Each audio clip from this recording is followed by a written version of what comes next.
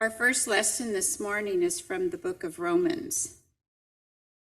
In today's reading, Paul's letter to the church in Rome, Paul lays out ethical guidelines for those followers of Jesus, and perhaps for all of us.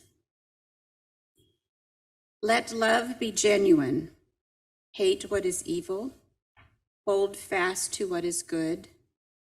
Love one another with mutual affection. Outdo one another in showing honor. Do not lag in zeal. Be ardent in spirit. Serve the Lord. Rejoice in hope. Be patient in suffering. Persevere in prayer. Contribute to the needs of the saints. Extend hospitality to strangers. Bless those who persecute you. Bless and do not curse them. Rejoice with those who rejoice. Weep with those who weep. Live in harmony with one another. Do not be haughty, but associate with the lowly. Do not claim to be wiser than you are. Do not repay anyone evil for evil, but take thought for what is noble in the sight of it all. If it is possible, so far as it depends on you, live peaceably with all. Beloved, never avenge yourselves, but leave room for the wrath of God. For it is written, "Vengeance is mine, I will repay," says the Lord. No, if your enemies are hungry, feed them. If they are thirsty, give them something to drink. For by doing this, you will heap burning coals on their heads. Do not be overcome by evil, but overcome evil with good. Our second lesson this morning is from the book Braiding Sweetgrass. And when I read the book and I read this part, it gave new meaning to those pesky little things that grow in my backyard. And so they're not pesky anymore, and actually they're food. So we tried some.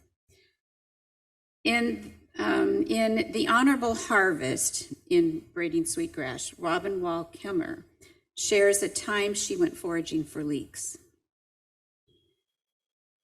And this is quite long, so bear with me. The humus stirs with trout lilies and trillium poised to rise through the winter brown mat of leaves. A wood thrush hangs a silvery trill on the still bare branches of the maples. The dense patches of leeks are among the first to appear in the spring, their green so vivid that they signal like a neon sign, "Pick me." I resist the urge to answer their call immediately and instead address the plants the way I've been taught, introducing myself in case they've forgotten. Even though we've been meeting like this for years, I explain why I've come and ask their permission to harvest, inquiring politely if they would be willing to share. Eating leeks is a spring tonic that blurs the line between food and medicine. It awakens the body from its winter lassitude and quickens the blood. But I have another need too, that only greens from this particular woods can satisfy. Both of my daughters will be home for the weekend from the far places where they live. I ask these leeks to renew the bonds between this ground and my children, so that they will always carry the substance of home in the mineral of their bones. I am a mere heterotroph, a feeder on the carbon transmuted by others. In order to live, I must consume. That's the way the world works, the exchange of life for a life, the endless cycling between my body and the body of the world. Forced to choose, I must admit that I actually like my heterotroph role. Besides, if I could photosynthesize, I couldn't eat leeks. If we're told to take only that which is given, and when I was here last, the leeks had nothing to give, Bulbs hold energy saved up for the next generation like money in the bank. Last fall, the bulbs were sleek and fat. But in the first days of spring, that savings account gets depleted as the roots send their stored energy into the emerging leaves to fuel their journey from soil to sunshine. In their first few days, the leaves are consumers, taking from the root, shriveling it up, and giving nothing back. But as they unfurl, they become a powerful solar array that will recharge the energy of the roots, playing out the reciprocity between consuming and producing in a few short weeks. The leeks today are twice the size that they were on my first visit, and the scent of onions is strong where a deer has bruised the leaves. I pass by the first clump and kneel by the second. Once again, I ask permission. Asking permission shows respect for the personhood of the plant, but it is also an assessment of the well-being of the population. Thus, I must use both sides of my brain to listen to the answer. The analytic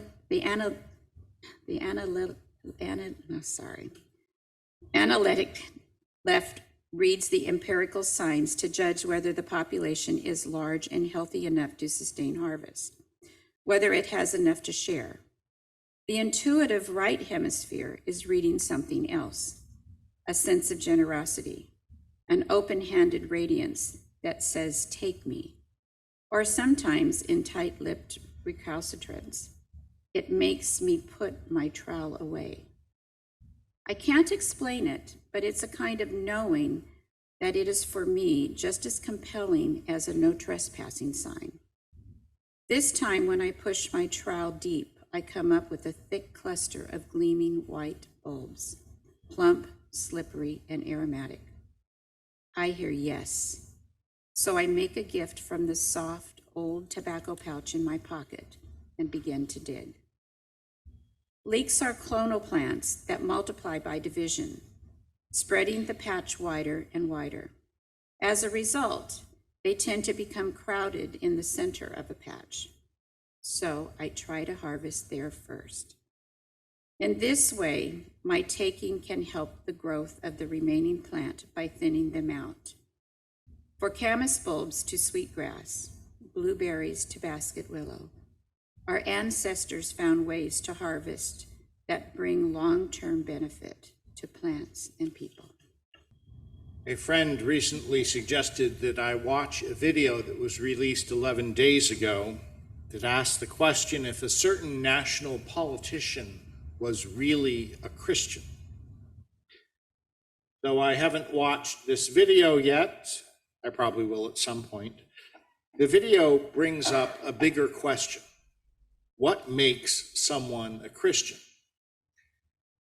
I'm not going to answer that. But one might read the passage from Romans and go, oh, well, if you do that stuff that Paul wrote, you're a Christian. That's a logical fallacy. And here my old mathematician mind is coming in.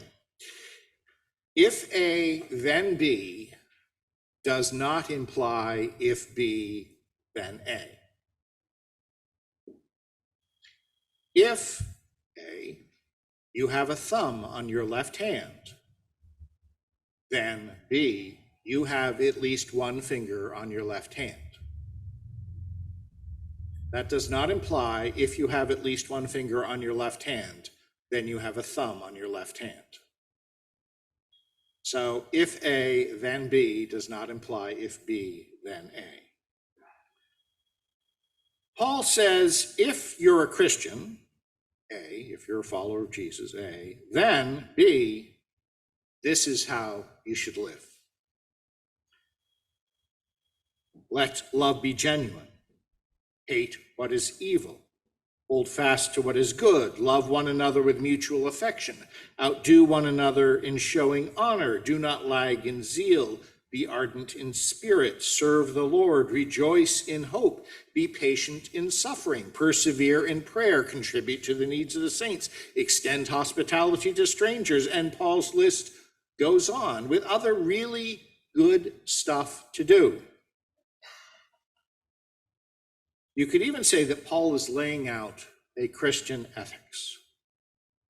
Ethics is typically defined as a set of moral principles or a theory or system of moral values. I think that's accurate and incomplete. Ethics only makes a difference if they are actually lived. Rather than directly defining what is good, Paul really is focusing on how to behave, how to live.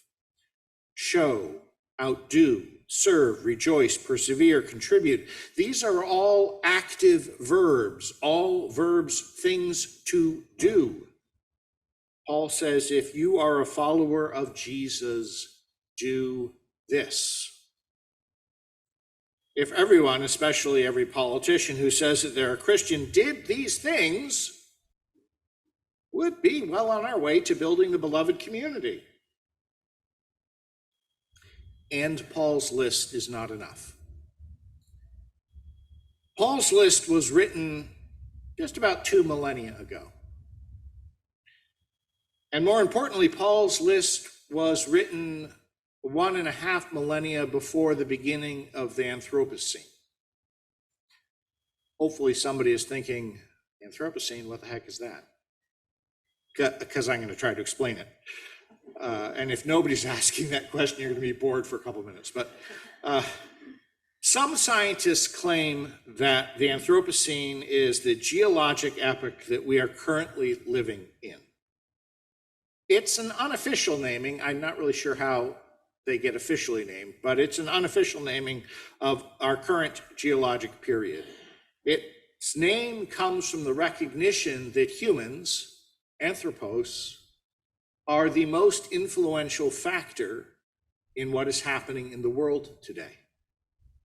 More than plate tectonics, more than cosmic rays, more than the Earth's orbit or wobble, human beings are changing the Earth's climate and ecosystems.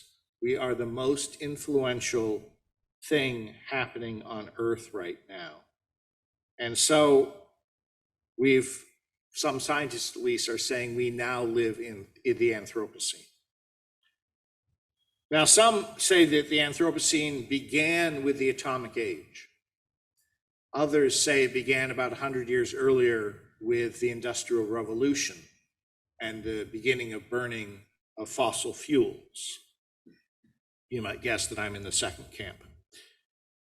When Paul wrote his letter to the church in Rome, he was not concerned about how followers of Jesus were relating to creation itself. Humanity's ability to change the chemical makeup of the atmosphere was almost zero. Human beings were not factory farming meat, and they weren't monoculturing crops. Humans were living much closer to and more gently with nature. So Paul's Christian ethics, Paul's lists of ways to behave if you're a follower of Jesus, says nothing about how to live toward and with creation. I think we need to develop some Christian ethics that specifically address how we are supposed to live in the Anthropocene. And I think the chapter, The Honorable Harvest, in Robin Wall Kimmerer's book, Braiding Sweetgrass, might be a good place to start. Kimmerer's story we heard about harvesting leeks explains the ethics of the honorable harvest without explaining them directly. Also, I love other stories that she tells in this chapter, like the story about Nana Bozo learning to fish from a heron. The Anishinaabe teacher Nana Bozo was fishing in the lake for supper, as he often did, with hook and line. Heron came striding along through the reeds with his long bent legs and beak like a spear. Heron is a good fisherman and a sharing friend, so he told Nanaboso how about a new way to fish that would make life much easier. Heron cautioned him to be careful not to take too many fish, though. But Nanaboso was already thinking of a feast. He went out early the next day, and soon he had a whole basket full of fish, so heavy he could barely carry it, and far more than he could eat. So he cleaned those fish and set them out to dry on racks outside his lodge. The next day, with his belly still full, he went back to the lake and again did what Heron showed him. Aha, he thought, as he carried home the fish, I will have plenty to eat this winter. Day after day he stuffed himself, and as the lake grew empty, his drying racks grew full, sending out a delicious smell into the forest where fox licked his lips. Again he went to the lake, so proud of himself. But that day his nets came up empty, and Heron looked down at him as he flew over the lake with a critical eye. When Nanaboso came home to his lodge, he learned a key rule: never take more than you need. The racks of fish were toppled in the dirt, and every bite was gone. The values taught in this story, especially to never take more than you need, stand in stark contrast to the values of early colonists who settled in the Great Lakes region. Kimmerer writes, settlers in the Great Lakes wrote in their journals about the extraordinary abundance of wild rice harvested by native peoples. In just a few days, they could fill their canoes with enough rice to last all year. But the settlers were puzzled by the fact that, as one of them wrote, the savages stopped gathering long before the rice was harvested. She observed that the rice harvest starts with a ceremony of thanksgiving and prayer for good weather for the next 4 days. They will harvest dawn till dusk for the prescribed 4 days and then stop, often leaving much rice to stand unreaped. This rice, they say, is not for them, but for the thunders. Nothing will compel them to continue. Therefore, much goes to waste. The settlers took this as certain evidence of the laziness and lack of industry on the part of the heathen. They did not understand how indigenous land care practices might contribute to the wealth they encountered. Kimmerer writes that the guidelines for the honorable harvest are not written down or even consistently spoken of as a whole. They're reinforced in small acts of daily life. But if you were to list them, she says they might look something like this. Know the ways of the ones who take care of you, so that you may take care of them. Introduce yourself, be accountable as the one who comes asking for life, ask permission before taking, abide by the answer. Never take the first, never take the last, take only what you need. Take only that which is given. Never take more than half. Leave something for others. Harvest in a way that minimizes harm. Use it respectfully. Never waste what you've taken. Share. Give thanks for what you have been given.